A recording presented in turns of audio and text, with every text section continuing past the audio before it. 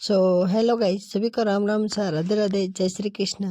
जैसे कि आप सभी देख सकते हो, आज हम पढ़ेंगे एनसीईआरटी क्लास 6 का अध्याय नंबर 3, जो कि आरंभिक नगर। ठीक है, अगर आप किसी भी कंपटीशन की तैयारी कर रहे हो तो इस वीडियो के साथ आप बने रहे। वीडियो पसंद आए तो लाइक करना बिल्कुल ना भूले और ज़्यादा से ज़्यादा शेयर जरूर करें और लर्न ऑफ क्लासेस को सब्सक्राइब करना बिल्कुल ना भूले और इस चैनल को ज़्यादा से ज़्यादा अपने दोस्त और फ्रेंड और इंस्टाग्राम, व्हाट्सएप, टेलीग्राम पर शेयर जरूर करें। ठीक है, आज जानते हैं इन दो लड़कों के बारे में। ठीक है, पुराने भवन का संरक्षण। जसपाल और हरिप्रीत अपने घर के पास की गली में क्रिकेट खेल रहे थे। उन्होंने देखा कि कुछ लोग उस खंडहर घर की तारीफ कर रहे थे जिसे गली के बच्चे भुतहा घर कहा करते थे। एक ने कहा कि इसकी वास्तुकला को देखो, क्या आपने कहीं लकड़ी पर इतनी ही सुंदर नक्काशी देखी है? यह दूसरी महिलाओं ने कहा, हमें मंत्री जी को पत्र लिखकर कहना चाहिए कि वह इस खूबसूरत घर को सुरक्षित रखने के लिए इसकी मरम्मत कराने की व्यवस्था करे।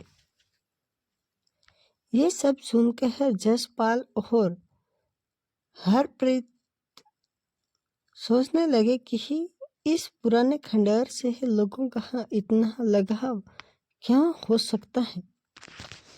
तो इन दोनों के विचार इस तरीके से थे और इसी की तरफ हम एनसीईआरटी पढ़ते हुए आज जानेंगे, जो कि हड़प्पा संभवतः की कहानी के बारे में। ठीक है, उनकी क्या कहानी रहती, क्या कारण रहते इसे।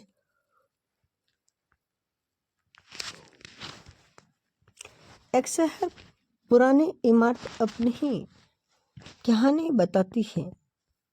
लगभग 150 साल पहले जब पंजाब में पहली बार रेलवे लाइन बिछाई जा रही थी, तो इस काम में जुटे इंजीनियरों ने अचानक हड़प्पा पूरा स्थल मिला, जो आधुनिक पाकिस्तान में है। उन्होंने सोचा कि एक ऐसा खंडहर है जहाँ से अच्छी ईंट मिलेगी। ये सोचकर वह हड़प्पा के खंडहरों से हजारों ईंट उखाड़ ले गए, जिससे उन्होंने रेलवे लाइन बिछाई और इससे कई इमारतें पूरी तरह नष्ट हो गई। उसके बाद लगभग 80 साल पर पुरातत्वविदों ने इस स्थल को ढूंढा और तब पता चला कि यह खंडहर उपमहाद्वीप के सबसे पुराने शहरों में से एक है। क्योंकि इस नगर की खोज सबसे पहले हुई थी, इसलिए यह बाद में मिलने वाले हैं। इस तरह के सभी पुरा स्थलों में से इमारतें और चीजें मिली और उन्हें हड़प्पा संभवतः की इमारत कहा गया। इन शहरों का निर्माण लगभग 4400 साल पहले हुआ था। कितने साल पहले हुआ था? 4700 साल पहले हुआ था।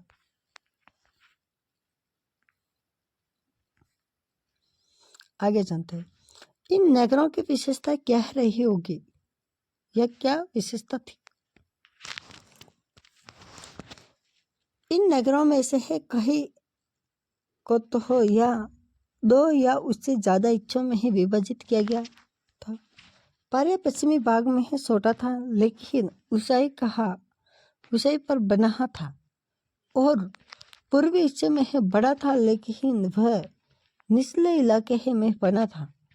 ऊंचाई वाले भाग को पुरातत्वविदों ने नगर दुर्ग कहा और निचले हिस्से को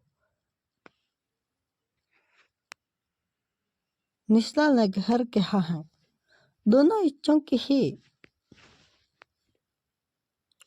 चार दीवार ही पक्की ईंटों की ही बनाई जाती थी और इसकी ईंटें इतनी अच्छी पकी थी कि ही हजारों सालों बाद भी आज तक उनकी ही दीवारें खड़ी रही हैं और दीवार बनाने के लिए ईंटों की ही सिनाई तथा इस तरह करते थे कि जिससे कि दीवारें मजबूत रहे।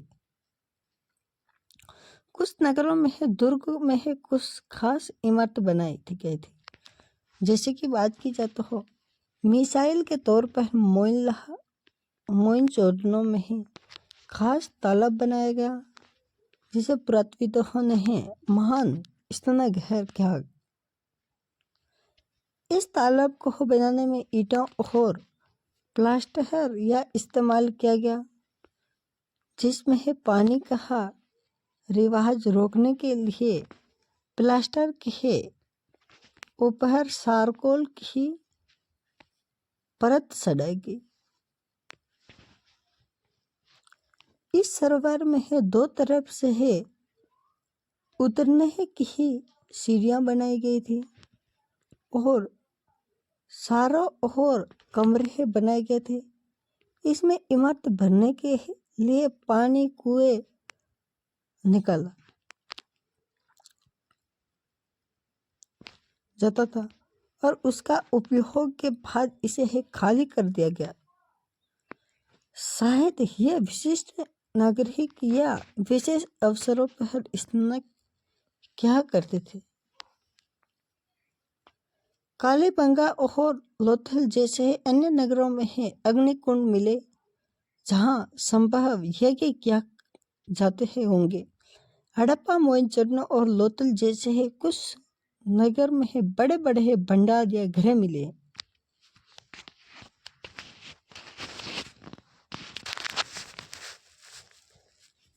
जैसे कि आप सभी देख सकते हैं। अगर आपको ये वीडियो पसंद आता है तो लाइक करना बिल्कुल ना भूलें। ज़्यादा से ज़्यादा शेयर और लाइक कमेंट ज़रूर करें और अपने सभी दोस्तों तक शेयर कर दें। आपको मैं बता दूं कि ये आप इमेज के माध्यम से आपको बता दूं कि इस तरीके से वहाँ पर चित्र यह महास्नानगृह बनाए हुए थे।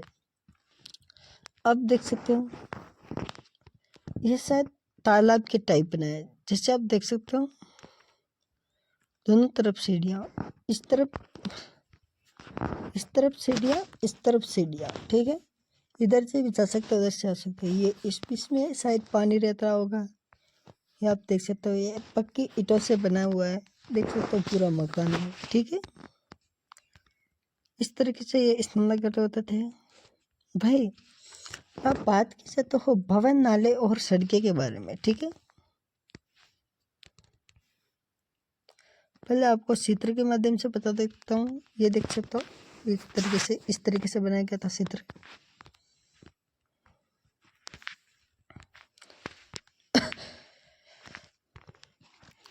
इन नगरों के घर आमतौर पर एक या दो मंजिले होते थे। घर के आंगन के चारों ओर कमरे बनाए जाते थे। अधिकांश घरों में एक अलग स्नान घर होता था और कुछ घरों में कुएं भी होते हैं। कई नगरों में ढके हुए नाले थे और इन्हें सावधानी से सीधी लाइन बनाई जाती थी। हर नाले ही हल्की ही ढलान होती थी ताकि पानी ही आसानी से बह सके। अक्सर घरों के नालियों को सड़कों की नालियों से जोड़ा दिया जाता था, जो कि बाद में बड़े नालों में मिलाई जाती थी। नालों के ढके होने के कारण इनमें जगह जगह पर मैनहोल बनाए गए, जिसके जरिए इनकी देखभाल और सफाई की जा सके।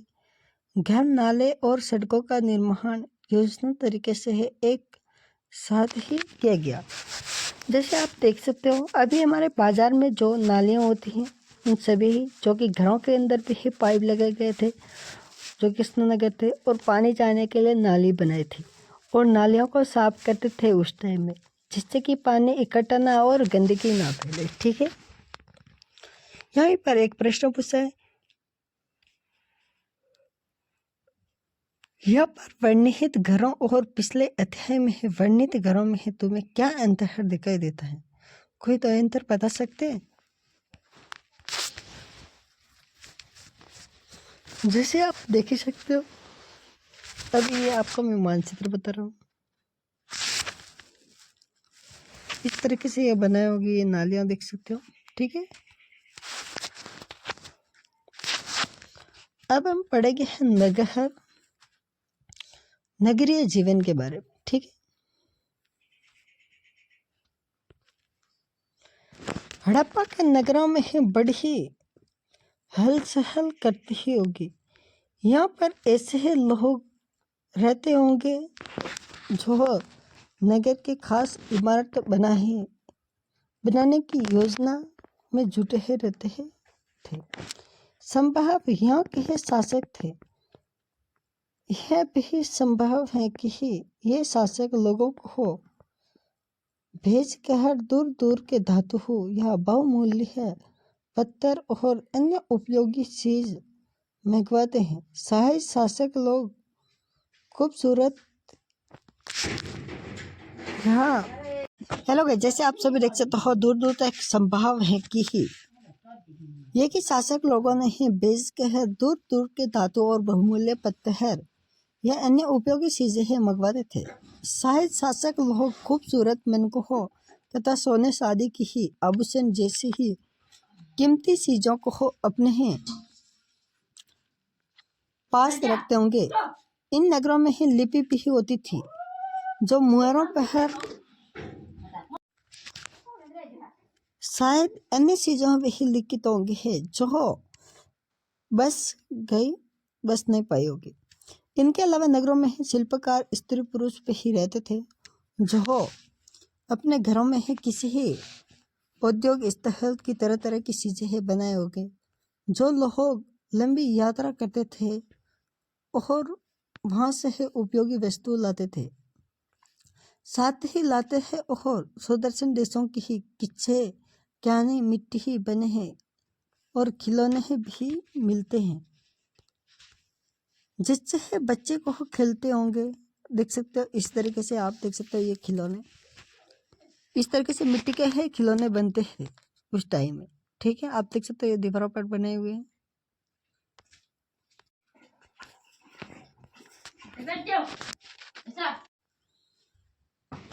हेलो गाइस, जैसे आप देख सकते हो, नगर और नए शिल्पी के बारे में जानते हैं।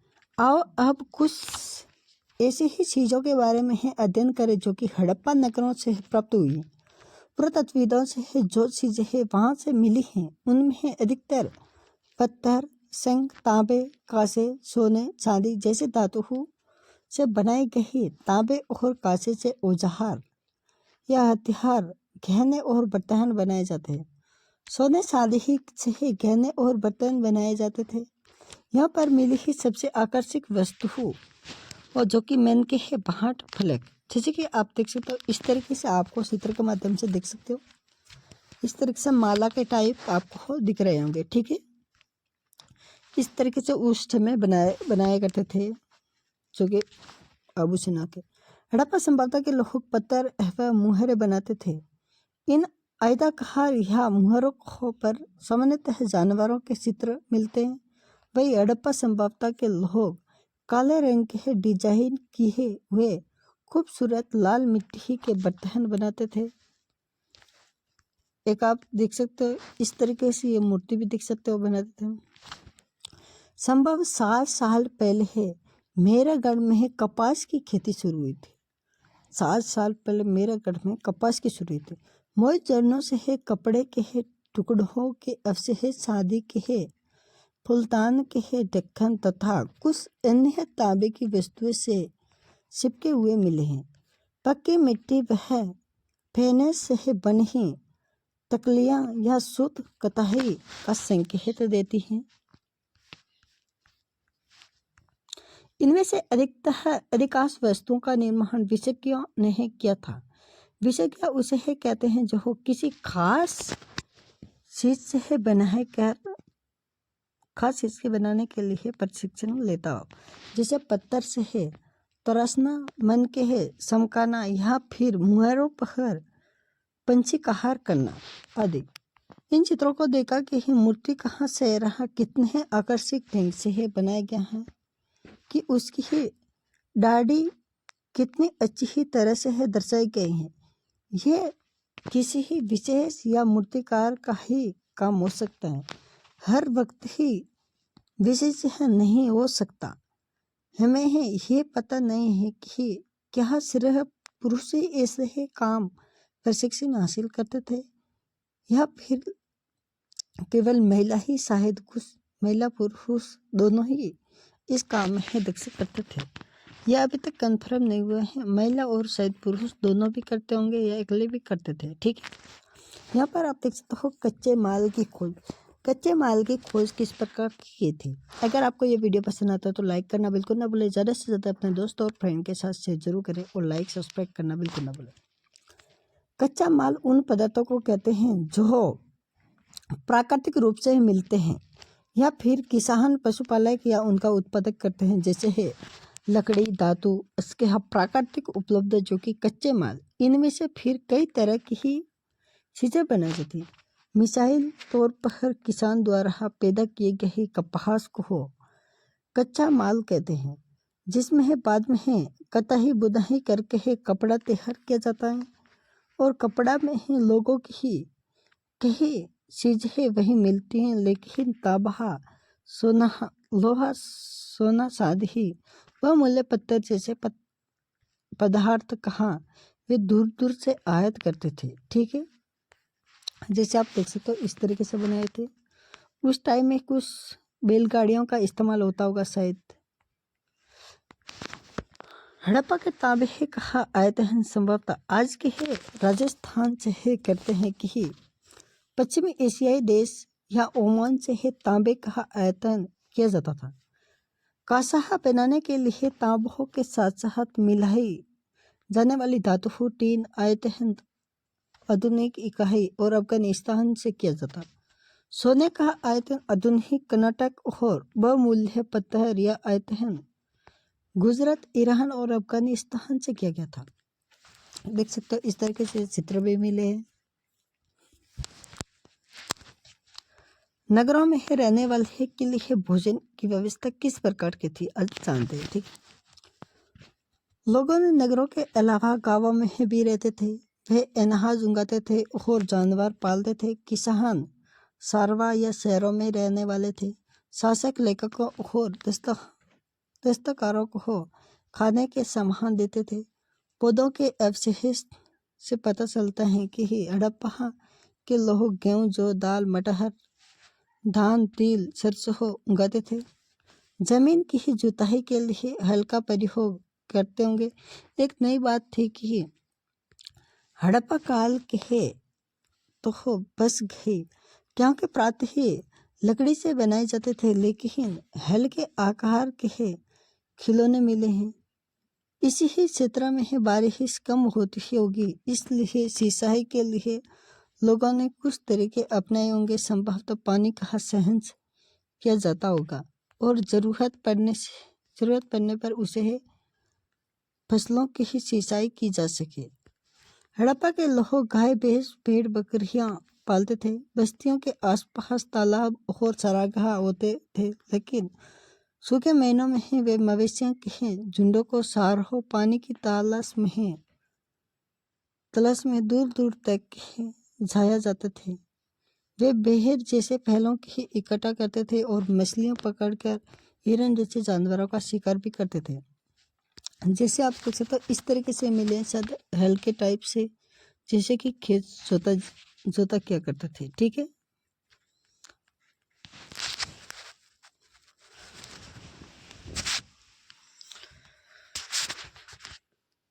गुजरात में है हड़प्पा कालीन नगर सूक्ष्म निरीक्षण। कच्चे इलाके में है खदहीर, भेद और किन्नाहर, धोलावीरा नगर बसा। वहाँ साफ पानी मिलता और जमीन उपजाऊ, और जहाँ हड़प्पा संभवतः के है कई नगर 2 भागों में विभक्त हुए हैं, वह धोलावीरा नगर के है 3 भागों में बांटा गया। इसके है हर हिस्से सारहो पत्थर की उसी ही दीवार बनाई गई थी। इसके अंदर जाने हैं बड़े बड़े है प्रवेश द्वार। इस नगर में है एक खुला मैदान भी था। सार्वजनिक कार्यक्रम आयोजित कराए थे। मिले हैं कि कुछ अवशेष हड़प्पा संभवतः लिपि ही बड़े बड़े अक्षरों या पत्थरों में है खुदा ही पाया जाता है। अभिलेख संभव है कि लकड़ी में है जड़ा गया था। यह एक अनोखा अवशेष क्योंकि आमतौर पर हड़प्पा के है लेख मुहर जैसी छोटी वस्तुएं पर पाई जाती थी। गुजरात की खंबात की खाड़ी में ही मिलने वाले ही साबरमती की एक उप नदी के किनारे है बसा लोथल नगर स्थान का पर बसा है, जहाँ कीमती पत्थर जैसे कच्चा माल आसानी से मिल जाता। यहाँ पर पत्थर शंखों और धातुओं से ही बनाई गई चीजें महत्वपूर्ण केंद्र है। इस नगर में है एक भंडार घर थी। इस भंडार गरस में है कहीं मुहर मुद्रकीन या मुद्रविहीन या गीली मिट्टी पर दबाने से बनी छाप थी। ठीक है, अगर आपको ये वीडियो पसंद आता तो लाइक और सब्सक्राइब करना बिल्कुल ना भूलें। जैसे कि आप देख सकते हो इस तरह से तालाब थे। यहाँ पर इमारत मिली है जहाँ संभव मनके बनाने का काम होता था और पत्थर टुकड़े अंदर मनके बनाने के वाले उपकरण भी तैयार करते थे। यहाँ पर देख सकते हो। ठीक है,